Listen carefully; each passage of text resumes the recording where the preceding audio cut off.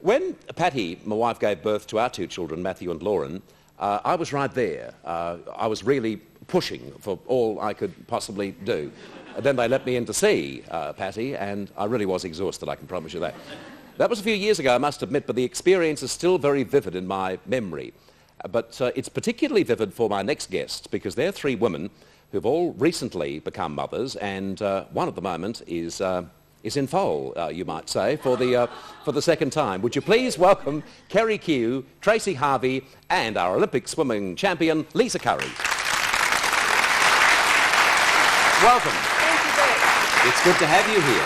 Good to be here. The first question that I guess any man wants to know of a woman, it's the one answer that we can't give ourselves.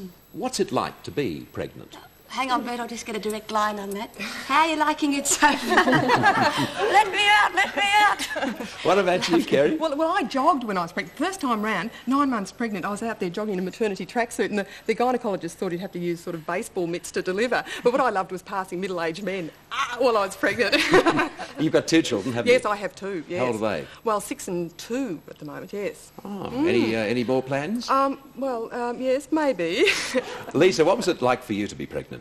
Well, I guess it's really an amazing experience. I mean, I look at it at the way that it's an absolute miracle. It's something that's growing inside of you. And you know, I kept up my aerobics the whole way through, and I'm sure that Jamie was used to the beat of the music by the time she came out, because when I went back to classes, I'd used to put her on the floor, and she would go to sleep while the class was on, but as soon as the music stopped, she woke up. And would she change the cassette over to But, you know, it was a great experience, and I would go through it again. You're back into swimming, Lisa, and you've done very well. You finished third just recently, and it was very hard for you to resume your career?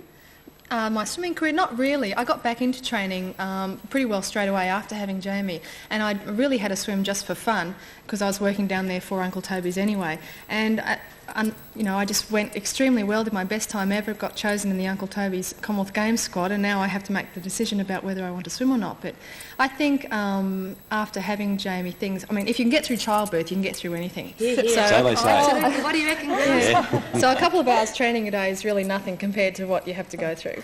Lisa, can I ask you a very, very personal question? Yes. Exactly. Do you really eat Uncle Toby's? Oh, I do.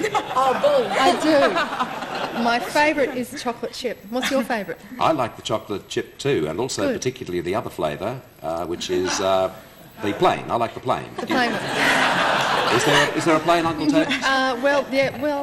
Honey and oats. Well, I make is it pretty plain. What I do is we get the chocolate chip and then we scratch off all the chocolate chips. They're actually carob chips. Carob chips, yeah, of course, not chocolate. Did I say I do beg your pardon, carob chips, because they're very good for you, aren't they? They So are I very, know very someone good. who went in to give birth, and they told her at the classes, you see, they tell you, oh, well, it's not too bad, don't worry about it. So she had her Uncle Toby's and violet crumple bars to chew on the way, and she had a game of Monopoly and Scrabble, and she said, it wasn't like that, you know, where are the ice cubes? Because they give you ice cubes at training, you see, and you go to give birth and it's ice cubes, nothing, I'll tell you. Except, what do they do with the ice cubes? Well, you practice pain. But, I mean, pain, you know, I remember lying down, you know, practice, oh, this is pain. And then you get to the birth, and I sat up there, I didn't mean this sort of pain, I meant that other pain like the ice cubes. What sort of pain is it, Well, Tracy? can I say, Bert, next time round I'm due in August. I'm going to do it all differently. For a start, my husband will not be there. I mean, he was shocking at the first birth. You should see the video, Bert. What did he do? It's all shaky. Now, next time round we'll do it properly. We'll have a 4-camera set up, much like what you've got here today. Peter Feynman will be directing it. Yes. We'll be crossing live via satellite to Molly Meldrum in between contractions. And my husband can watch it back on the video later on. I mean, he was there at the conception. That was bad enough. But you have to try breastfeeding. Oh, well, have you ever tried breastfeeding? No, I haven't. Neither way. Oh, you haven't tried it? Oh, well, that might be a later experience. Maybe than I we should thought. have an inbuilt nipple into one of these bras that you've got for men, so they can actually put on the bra, and it might work. We keep Tracy? it Patty.